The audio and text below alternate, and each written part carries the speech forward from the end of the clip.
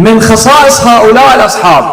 شوفوا إخواني، شوفوا ليلة عظيمة والله، ليلة عظيمة في أصحاب الحسين. إخواني ترى الباب إلى الحسين أصحابه، إحنا إخواني هم خلي تكون عندنا معرفة وثقافة ويا أصحاب الحسين، لما نزورهم ونوقف عندهم هذول الباب، حبيب الباب إلى الحسين، أنصار الحسين الباب إلى الحسين، وقف عندهم، سلم عليهم، اقرأ زيارتهم، مو تقرأ فقط زيارة الحسين وتدخل، اقرأ زيارتهم، ولا باب الحسين. أصحاب الحسين إخواني حلو واحد يتعرف على شخصياتهم، أسماهم، أخلاقهم، خصائصهم، درجاتهم، منزلتهم، حاول تتعرف عن هذا الشيء. إخواني أذكر 3 خصائص لهم. أولا هؤلاء كانوا عشاق لله وعشاق للعبادة وعشاق للشهادة. عشاق لله شلون؟ أنت تعرف ترى أعلى درجة بالمحبة هي العشق. الإنسان إذا وصل إلى مرحلة العشق يضحي بكل شيء من أجل محبوبه. فذولا ضحوا بكل شيء من أجل منه؟ من أجل الحسين، هو محبوبهم. هم يضحون من أجل الحسين، الحسين يضحي من أجل منه؟ يضحي من أجل الله. طبعا ما عندهم أمنية، بس شيء واحد عندهم أمنية، ما عندهم، ما واحد اجى وقال الحسين قال له يدعي من عندك شيء، يطلبون فقط رضا الحسين. وان يطلبون رضا الحسين سلام الله عليه. وسراح أذكر بعض الأمثلة على ذلك. أقول أولا كانوا عشاق لله.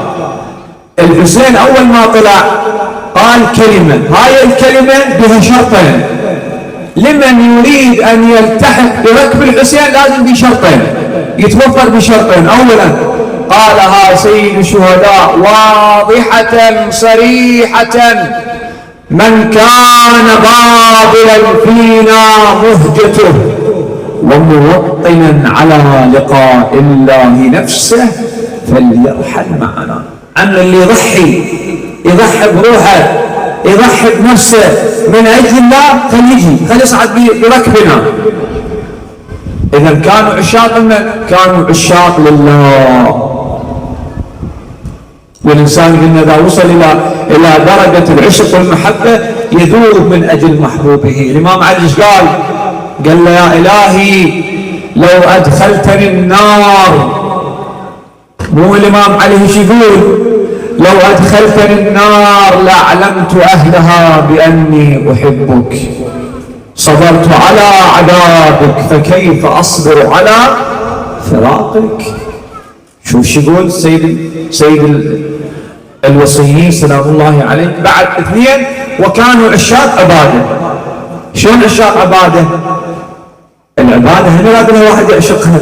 أنا وياك نصلي من ورا خشومنا، نوبات مالك مزاج يصلي شلون ما كان، تقرأ قرآن وبالك مو يم القرآن، تصلي على محمد وآل محمد بس بالك مو يم الذكر، مو يم الذكر. اخواني العبادة هم يراد لها اجواء خاصة.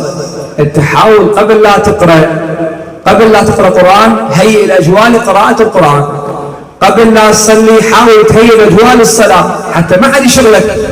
حتى المعصوم لما نطلب له كمل شغلك يلا تدخل، موبايلك ما اعرف شنو عندك موعد تليفون كمله يلا تدخل، حتى لما تدخل ما يشغلك شيء بعد. واني شوفوا النبي ايش قال عن العباده، اسمعون اخواني. قال رسول الله صلى الله عليه واله حتى نعرف ان اهل عباده ولا لا. قال رسول الله افضل الناس، من هو افضل الناس من عشق العباده فعانقها، يعانق العباده. بعد واحبها بقلبه وباشرها بجسده. شوف وباشرها بجسده. ثم يقول صلى الله عليه وآله وتفرغ لها. إذا العبادة ايش تحتاج؟ تحتاج إلى تفرغ.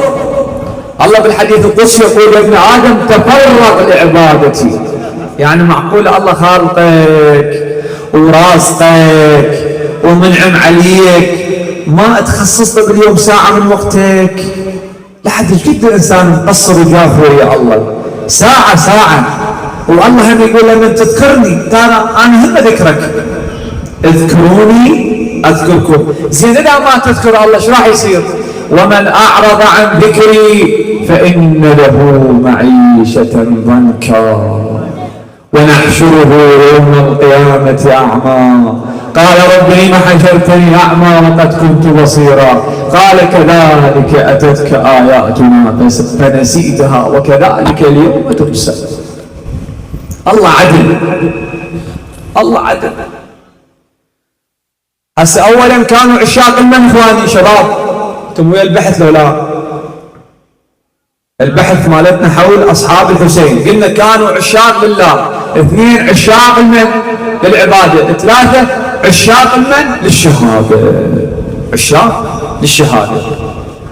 وذكرنا كلام النبي صلى الله عليه وآله شلون كانوا يستأنسون بالمنية استئناس الطفل بمحالب أمه أو بلبن أمه في الرواية الشريفة. نموذج من أصحاب الحسين إخوان، برير أحد أصحاب الحسين، خل أنقل لك بعض أحواله. شوف أحوال برير كان سيد القراء، شخصية واحدة من شخصيات الحسين، المنبر هذا ذكرها تمام، اسمعها. برير سيد القراء من أصحاب الإمام علي، كان في بعض الليالي يختم القرآن تلاوة، في ليلة واحدة يختم القرآن. اسمع آية ثانية. وورد أنه صلى صلاة الصبح بوضوء صلاة العشاء مدة 40 سنة. صلى صلاة شنو الصبح بوضوء صلاة العشاء، يعني شنو معناها؟ يعني 40 سنة ما نايم بين صلاة العشاء وبين صلاة الصبح. هذا حال من أحوال برير. أنا ما أدري بعد الآخرين، الله يعلم شو المقام.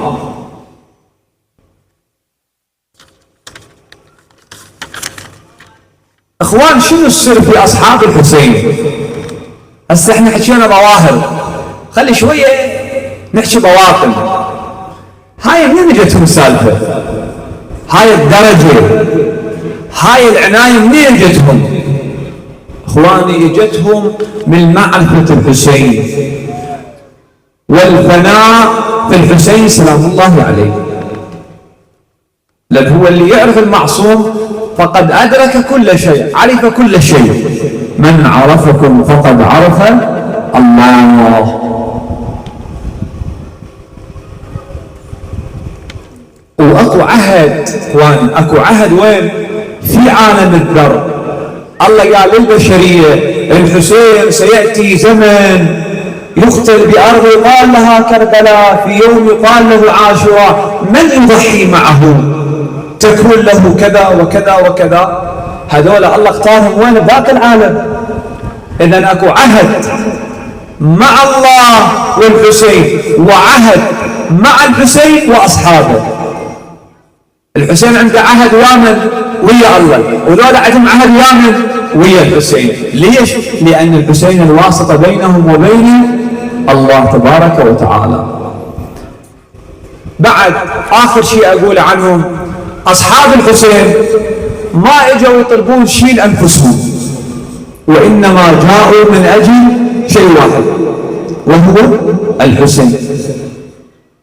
هسه راح أعطيك نماذج. تعال إلى نموذج رقم 1، عمرو بن قرظ الأنصاري.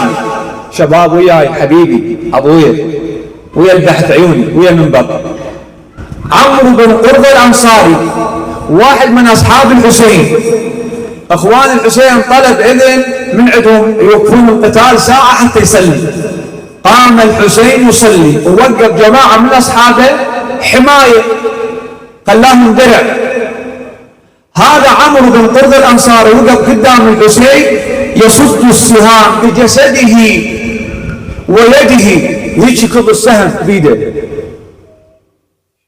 الرواية تقول حتى أدخن بالجراح وأخذه النزف قام ينزف دم، باوى عليه اسمعها. لما الحسين كمل صلاته قال للحسين، ايش قال له؟ قال له اوفيت يا ابن رسول الله. قال انا وفيت ابا عبد الله ولا اوفيت يا ابن رسول الله؟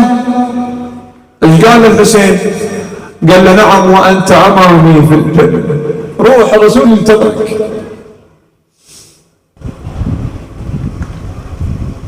هذا نموذج واحد اخواني. خليني اعطيك نموذج ثاني. البارحه ذكرنا في حال مسلم بن عقيل ساله احدهم من شافه يبكي، قال له ليش تبكي؟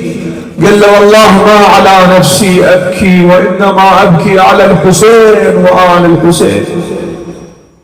يعني لا قال اشهد ان لا اله الا الله ولا قال اشهد ان محمدا ولا وصى، ما وصى، اخر كلمه قالها الحسين. اذا دول الله خالقهم بالحسين، ما عندهم غايه، ما عندهم شيء سوى الحسين. ونيا الاخوان اللي يكون هدفه بهاي الدنيا بس الحسين، يا اخي صير حسيني، روح كرس كل حياتك سوي حسيني. حياتك وفكرك وطموحك خليه كله يهتف بالحسين. شباب سووا علاقه مع الحسين، وعشقوا الحسين، زوروا الحسين، وذكروا الحسين، عيشوا مع الحسين كل حياتكم. حياتك تكون ناجحه وهادفه ورابحه. تجاره الحسين اخوان، تجاره. هذا نموذج. هسه الوقت خذاني كلام، ما اعرف الوقت. بعد نموذج اخير، مسلم بن عوسجه وطبل المصيبه.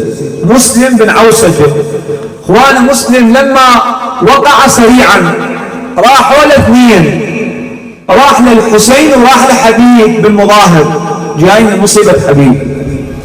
راح له باوع له حبيب. ايش قال مسلم بن عوسجه؟ قال يا مسلم انا لو ما الحقك انا هم راح الحقك، جاي وراك، كان حبيت توصيني باهلك باولادك. ايش قال له؟ قال له يا حبيب انا ما اوصيك لا على اولادي ولا على داري ولا على اموالي، وانما اوصيك بهذا الغريب. واشار الى الحسين فقضى نحبه.